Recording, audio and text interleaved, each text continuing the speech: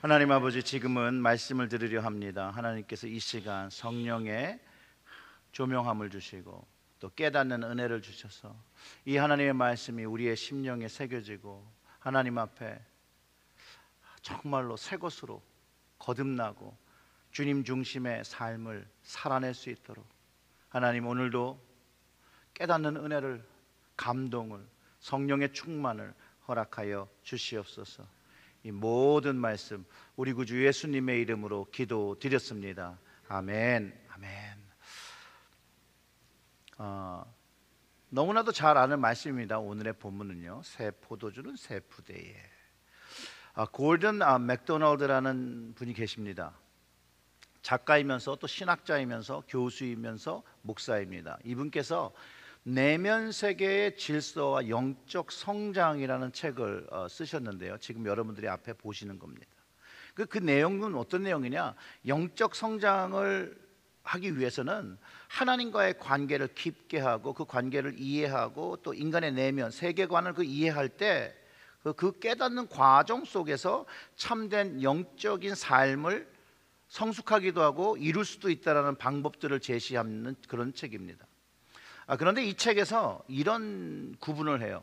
현대 사람들의 삶의 형태를 두 가지 유형으로 구분하고 있는데요, 하나는 충동에 이끌리는 삶의 유형이라고 구분하고 있고, 또 다른 하나는 소명에 이끌리는 삶의 유형이 있다라고 이렇게 크게 두 가지로 구분을 했습니다. 그러면서 이런 설명을 합니다.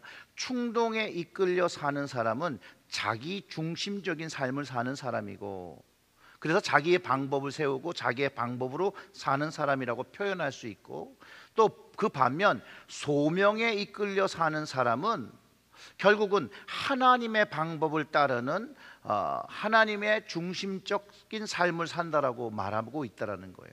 즉, 주님을 중심으로 그분의 말씀에 순종하며 사는 삶을 의미한다는 거죠. 사실상 그리스도인들은 모두는요, 그리스도 중심적인 삶을 살 때 그 이름을 그리스도인이라 부를 수 있는 것입니다. 그리고 되게 오래됐죠. 릭 워렌 목사님도 그에 져서 목적이 이끄는 삶에서 그리스도의 삶의 목적을 깨달아야 한다는 거예요. 그리고 그 목적이 깨달은 목적에 이끌려 사는 삶을 사는 것이 하나님이 기뻐하시는데, 그게 바로 하나님 중심의 삶, 그리스도의 중심의 삶을 사는 것이라고 표현했다라는 거예요. 오늘 본문에서 가장 중심되는 말씀이 바로 22절의 말씀이죠. 새 포도주를 낡은 가죽 부대에 넣는 자가 없나니 만일 그렇게 하면 새 포도주가 부대를 터뜨려 포도주와 부대를 버리게 되리라. 오직 새 포도주는 새 부대에 넣으니라 하시니라. 아멘. 오늘 말씀 새 포도주는 새 부대에 넣으라는 그 주님의 말씀은요, 간단하게 설명하면 옛 삶의 방식을 버리고 새로운 방식, 주님의 방식의 삶을 살으라고 가르쳐 주시는 거죠. 그러면서 하나님과 주님의 중심된 삶, 그리고 그 주님의 중심된 목적을 가지고 거기서 소명을 가지고 그 목적과 소명에 이끌리는 삶을 살아야 한다라고 분명하게 가르쳐주고 있습니다. 결국 오늘의 말씀도 주님 중심의 삶을 살라고 우리에게 가르쳐주고 있는 것이죠.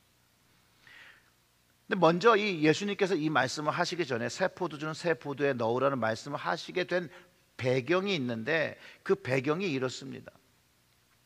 예수님이 사역하시면서 이제 천국 복음을 선포하시고 회개하라고 말씀하실 때 가시는 곳마다 사람들을 만나게 됩니다. 근데 거기에는 주님을 보며 주님의 말씀을 받으며 주님으로부터 뭔가 배우며 깨닫는 사람들이 있는가 하면, 또 주님의 그 말씀을 반대하고 그의 가르침과 행동을 이해하지 않으려고 하고 외려 귀신의 힘을 의지하고 귀신에 들렸다라고 하는 사람들이 있었다는 거예요. 바리새인이라고 부르기도 하고 서기관이라도 하고 제사장들이라고도 하는 그 사람들이. 근데 이들이 왜 그랬냐? 예수님께서 가르쳐주는 그런 것들이 자신이 배워온 것과 다르다라는 거예요. 전통과 다르다라고 할 때 즉각적인 반대의 목소리를 내고 그것을 도전하기 위해서 질문했다라는 거예요. 오늘 본문 속에서 주님은요, 이들의 방식을, 이들의 그 고집을 낡은 옷이라고, 그들의 전통을 낡은 부대라고 말씀하고 계시는 겁니다. 그리고 오늘 본문을 시작할 때도 자신의 방식과 전통을 따르지 않는 예수님께 도전하며 질문하고 있다는 거예요. 왜 요한의 자들과 우리의 제자들은 금식을 하는데 왜 당신의 제자들은 금식하지 않는가? 라는 질문을 하는 거죠.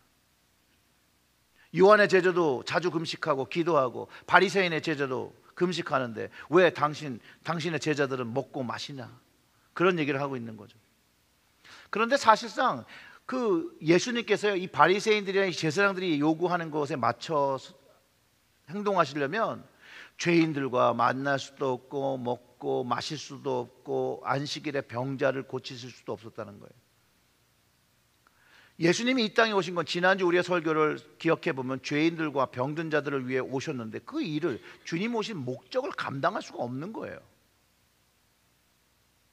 예수님께서 이들의 말씀을 듣지 않으시고 예수님은요 실제로 먼저 새 포도주를 새 부대에 담는 모습을 먼저 보여주신 거라는 거예요.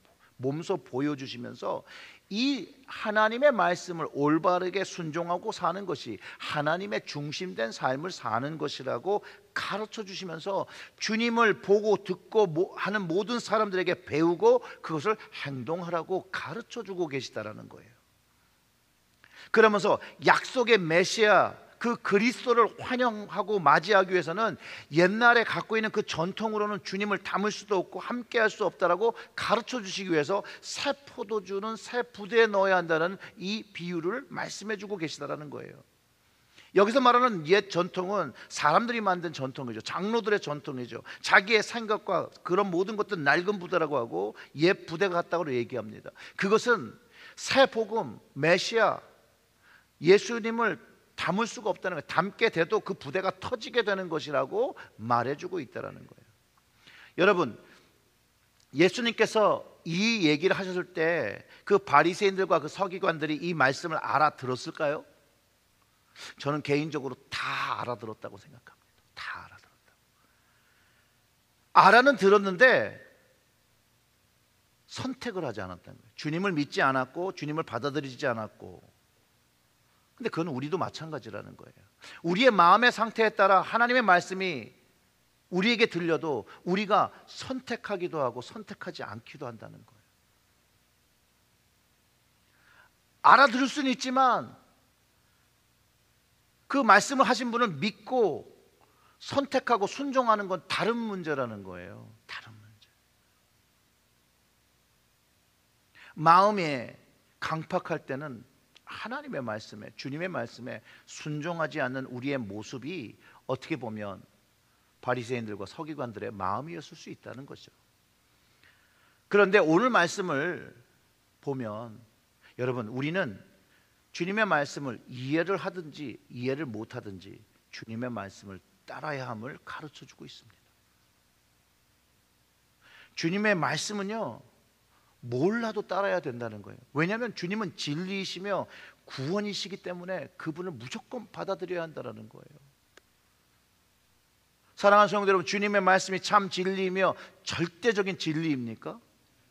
그럼 받아들이는 거예요. 나의 상태와 관계없이, 내 생각과 관계없이, 내가 살아온 방식과 관계없이 주님을 받아들인다는 거예요. 주님. 그러면서 주님께서 이렇게 설명하세요. 금식을 할 때와 금식을 하지 않을 때에 대한 예를 들어주시는 거예요. 때가 중요하다. 요한의 제자들, 바리새인들의 제자들이 금식하고 있는데 주님과 주님의 제자들이 전통과 절기를 따르지 않는다라고 한 그 질문에 대답을 하시는데 주님이 이렇게 답변해 주십니다. 19절과 20절이죠. 예수께서 그들에게 이르시되 혼인집 손님들이 신랑과 함께 있을 때에 금식할 수 있느냐? 신랑과 함께 있을 동안에는 금식할 수 없느니라. 그러나 신랑을 빼앗길 날이 이르리니 그날에는 금식할 것이니라. 사실 이 말씀을 이렇게 잘 묵상해 보면 요한의 제자들과 바리새인들이 금식을 해야 되는 절기였는가? 아니면 자기들을 위한 경건을 위한 금식이었는지는 짧은 성경 구절을 통해서는 잘 알 수가 없습니다. 다만 여기서 요한의 제자들을 언급하면서 자신들도 금식하고 있다는 것을 볼 때 한번 예측을 한다 본다면 요한의 죽음을 생각하며 금식하고 있었을 때라고 아마 생각해 볼 수 있다는 거예요. 그러면서 바리새인들도 그 요한의 죽음을 슬퍼하며 참여하고 있는데 왜 당신 제자들은 안 하냐라고 물어보는 것일 수도 있다는 거예요. 그런데 만약 정말로 그렇게 물어봤다면 이 물어본 질문한 이 바리새인은 정말로 악한 사람들이라는 거예요. 왜냐하면 세례 요한이 있을 때 세례 요한을 선지자로 받아들여 주지도 않았고 그의 말을 듣지도 않던 사람들이었거든요. 그를 오히려 반대했던 사람들이죠. 그러나 그들이 두려워했던 건 사람들의 시선, 사람들의 시선. 원치 않지만 해야만 하게 보이기 위한 외식된 금식을 한 것으로 그 개연성이 있다는 거예요. 개연성. 문제는 이들이 보이려고 하는 그런 금식, 그런 전통, 사람이 세운 전통, 외식되고 가짜의 믿음을 표현하고 있는 그런 것들을 예수님은 낡은 것이라고 표현하고 있고 버려야 할 것이라고 말하고 있고, 그리고 예수님 그것을 싫어하셨다는 거예요. 마태복음 6장 16절의 말씀은 이렇게 얘기합니다. 금식할 때에 너희는 외식하는 자들과 같이 슬픈 기색을 보이지 마라. 금식하지 말라고 한 게 아니에요, 예수님이요. 금식할 때 외식하는 자들과 같이 하지 말라는 거예요. 그들이 금식하는 것을 사람에게 보이려고 얼굴을 흉하게 하느니라. 내가 진실로 너에게 이르노니 그들은 자기 상을 이미 받았느니라. 자기를 위하고 자기를 경건하게 보이기 위해 하는 금식, 그러니까 남에게도 강요하는 것이에요. 금식해야 돼요. 그런 금식은 외식된 금식이라고 가르쳐 주는 거죠. 자기를 드러내기 위한 금식이 외식된 것이고, 자기를 드러냈으니 벌써 이미 상을 받았다라고 그런 거예요.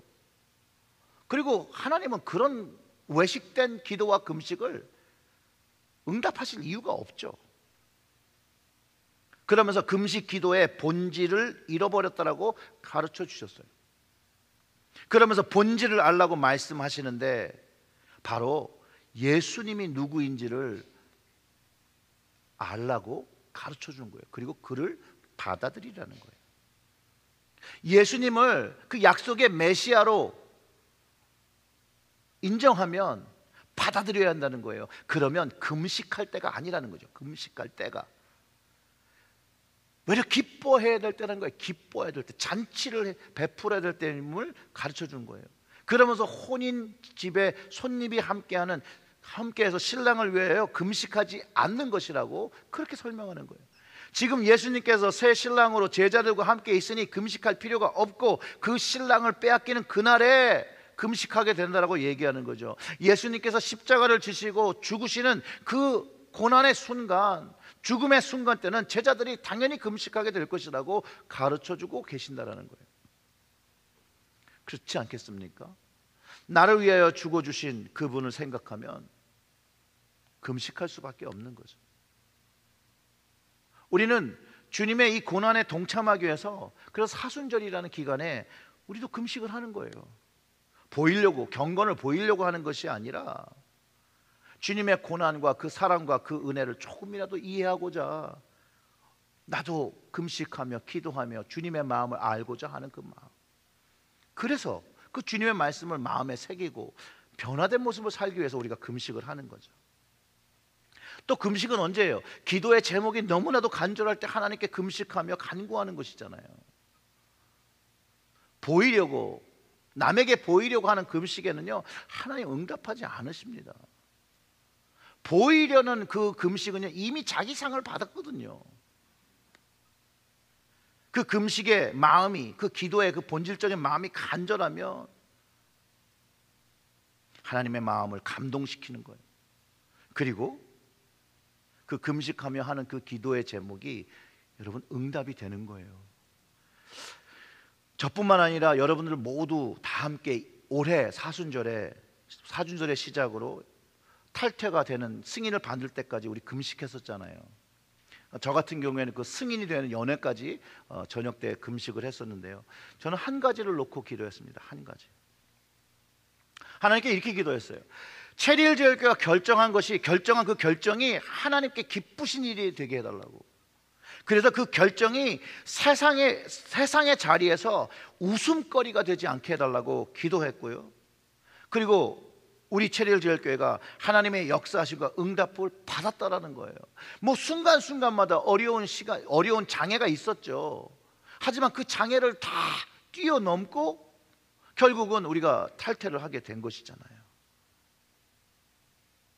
하나님께서 우리에게 응답을 주셨습니다. 그러면 지금이 금식할 때인가요? 아니죠. 때는 금식할 때가 아니에요. 이제부터는 기쁘게 잔치를 베풀고 하나님께 감사하는 찬양의 시간으로 드려야 됩니다. 이게 때가 그렇다는 거예요. 하나님께 감사와 찬양을 날마다 드려야 되는 것이죠. 왜냐하면 이미 우리는 하나님께서 역사하신 것으로 새 것을 경험하고 있다는 거예요. 새로운 것을. 그렇기 때문에 더 이상 옛 것을 연연해서는 안 된다는 거예요. 그럼 미래로 나아갈 수가 없었어요. 우리의 탈퇴 과정을 제가 자꾸 홍해를 건넜다는 걸로 표현하잖아요. 광야로 들어갔어요. 광야로 들어가는데 이 백성들이 자꾸 애굽을 바라본다는 거예요. 돌아가자고 한다는 거예요. 그건 안 된다는 거예요. 그것보다는 하나님께서 계획하신 뜻을 깨닫고 그 하나님께 이끄시는 광야의 여정을 가야 되는 것이죠. 거기서 하나님의 말씀 순종해야 되는 것이죠. 우리 같은 경우에는 하나님께서 기뻐하시는 영혼 구원의 교회가 되기 위해서 새롭게 변화를 추구하고 나가야 되고 성장해야 한다는 거예요. 그러면 예수님께서 말씀하신 생배조각을 낡은 옷에 붙이는 일, 그런 일을 하지 않는다는 거예요. 그리고 새 포도주를 새 부대에 담는 일을 위해서 새 일을 계획하고 새 일을 감당하기 시작하게 된다는 거예요.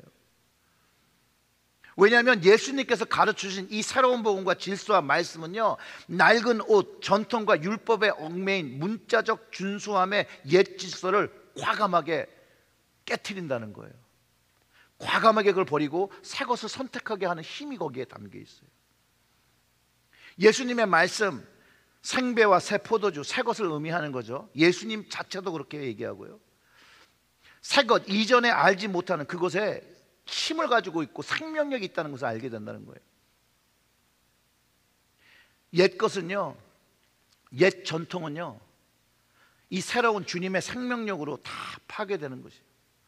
그래서 새로운 부대를 담아야 된다 그러는데 아니면 옛 부대가 터져버린다는 거예요. 생배 조각은요, 새 옷을 만드는 데 사용해야 되고요, 새 포도주는 새 부대에 담으라고 그래서 말씀해 주신다는 거예요. 우리는 체릴제일교회, 우리 체릴제일교회는요, 이 주님의 말씀에, 주님이 주시는 메시지에 주목해야 돼요. 전통이 무조건 나쁘다라고 얘기하는 것이 아닙니다. 어떤 것은요, 유산으로 물려줘야 한다는 거예요. 그렇지만 그 어떠한 전통도 하나님 말씀 위에 두어서는 안 되는 거예요. 사람들이 생각하고 좋다라고 상식적이고 합리적인 것이라고 할지라도 하나님의 말씀 위에 두어서는 안 된다는 걸 반듯하게 알아야 한다는 거예요. 그리고 그것이 아무리 아름다운 전통일지라도 그것이 성경의 가르침과 성경의 권위를 위배한다면 그 틀에 들어가면 안 된다는 거예요. 그 틀에서 벗어나야 한다는 거예요. 그것이 우리가 UMC 연회에서 나오려고 결정하게 된 동기가 된 것이죠. 새 포도주가 가지는 이 생명력, 새롭게 변해던 심령 안에서 경험되어야 돼요. 그리고선 이제 고린도후서 5장 17절의 말씀을 묵상하면서 제가 새로운 생각을 가지기 시작했습니다. 우리 다 같이 읽어볼까요? 그런즉 누구든지 그리스도 안에 있으면 새로운 피조물이라, 이전 것은 지나갔으니 보라 새 것이 되었도다. 우리 한 번만 더 읽어볼까요? 그런즉 누구든지 그리스도 안에 있으면 새로운 피조물이라, 이전 것은 지나갔으니 보라 새 것이 되었도다. 아멘. 그리스도 안에 있으면 뭐가 돼요? 새로운 피조물. 근데 새 포도주는 어디다 넣어요? 새 부대. 예수님은 분명히 새 포도주는 새 부대, 그런데 새 포도주도 예수님이고 새 부대도 사실은 예수님이라는 거예요, 여러분. 근데 우리가 늘 생각하고 새 부대는 내가 변화된 새로운 심령이라고 생각할 때가 많았거든요. 그 주님을 담으니 우리가 아무리 결단을 하고 또 결단을 해도 잘 되지 않는 그런 경험을 우리가 다 해봤다라는 거예요. 예수 그리스도라는 새 포도를 내 안에 담으니 새로운 피조물로 거듭나기 전에 옛 부대가 터져버리는 것. 그것보다는 먼저 예수 그리스도를, 그리스도 안에 내가 담겨야 한다는 거예요. 그분 안에 내가 담기며 그분만이 내 주인을 고백하고 다시 예수 그리스도 새로운 피조물이 경험될 때 거기서부터 놀라운 능력을, 놀라운 변화를 경험하기 시작한다는 거예요. 근데 이런 동일한 말씀을요, 요한이 이렇게 표현한 적이 있습니다. 요한복음 14장 20절의 말씀인데요, 우리 같이 읽어볼게요. 그날에는 내가 아버지 안에, 너희가 내 안에, 내가 너희 안에 있는 것을 너희가 알리라. 아멘. 자, 보세요. 그날에는 내가, 주님이죠, 주님이 아버지 안에, 너희가 내 안에, 그 다음에 내가 너희 안에 있는 것을 너희가 알리라. 이게 그날이 언제예요? 이게 성령에 대한 이야기를 하면서 말씀하신 거거든요. 성령을 경험하는 그날에 주님이 내 안에, 내가 주님 안에 있는 것을 경험하게 된다는 거예요. 그러면서 새로운 피조물의 경험, 새 것이 된 것을, 새 부대에 담긴 것을 경험하는다라고 가르쳐주고 있다는 거예요. 새 포도신 주님, 새 부대가 하는 삶은요, 바로 주님 중심된 삶 속에 내가 들어가는 거예요. 주님에 의해 사는 삶이 되어지는 것을 얘기하고 있고요, 그 주님 안에 나를 담을 때 우리는 새로운 피조물이 되는 것이에요. 근데 어떻게 담아야 될까요? 어떻게? 바울은요, 주님 안에 나를 담는 것, 신앙 안에서 이루어지는 신비의 연합이라고 말해요. 근데 이게 바울의 아주 독특한 표현이에요. 독특한 표현. 이 신비의 연합이요, 성령을 통해서 이루어지는 거예요. 성령을. 그럼 성령님을 의지하며 순종적인 삶으로 주님의 말씀을 순종하고 살 때 그때 새 것이 되는 거예요. 그러면 새 포도주와 새 부대를 한꺼번에 담는 경험을 하게 된다는 거예요. 근데 그게 신비라는 거예요. 신비. 그리스도 안에 있는 자마다 성령의 내주하심을 경험하게 되고 그리스도를 주라 시인하고 그리스도의 말씀을 순종하는 삶을 살게 되는 거고, 근데 일회성으로 끝나는 게 아니에요. 한 번으로 끝나는 게 아니라 계속해서 그 안에 거하며 계속해서 새로운 피조물로 새 것으로 되어 주님과 함께 사는 삶, 성령의 도움으로 된다는 거예요. 사랑하는 성도 여러분, 새 부대는 새 부대에 담는 것처럼 우리를 그리스도 안에 담아야 되는 거예요. 그리스도 안에. 그리고 새로운 피조물의 영적 경험을 하며 옛것은 지나가고 모든 것이 지나가고 새 것이 된 것으로 주님을 내 안에 담음, 내 안에 계신 주님을 경험하면서 사는 것, 그것이 새 포도주를 새 부대에 넣는 것이라는 거예요. 사랑하는 성도 여러분, 고린도 후서의 말씀을 다시 한번 제가 읽어드리겠습니다. 그런즉 누구든지 그리스도 안에 있으면 새로운 피조물이라. 이전 것은 지나갔으니 보라 새 것이 되었도다. 이 말씀을 전적으로 믿으시고 내 삶을 주님께 드리고 주님이 중심되어서 주님께 이끌려 사는 삶, 하나님 기뻐하시는 삶입니다. 우리 체려절교회 모든 성도님들은 주님 중심된 삶을 사시며 주님 앞에 늘 새 것의 모습으로, 새로운 피조물의 모습으로 날마다 찬양과 감사로 예배로 합당한 예배를 드리시는 여러분 되시기를 주님의 이름으로 축원합니다. 아멘. 기도하겠습니다. 하나님 아버지, 감사합니다. 우리에게 예수 그리스도를 보내주시고 또 성령을 선물로 주셔서 정말로 이 새 부대에, 새 포도주가 새 부대에 담기는 그 영적인 신비를 깨닫게 하시고 성경을 통해서 다시 한번 그리스도 안에서 새로운 피조물이 되는 그 놀라운 능력을 경험케 하여 주시옵소서.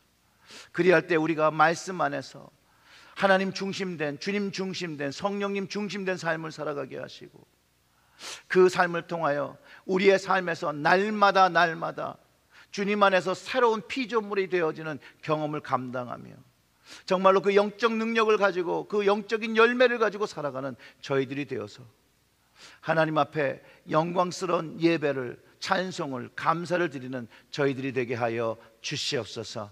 이 모든 말씀 우리 구주 예수님의 이름으로 기도드렸습니다. 아멘.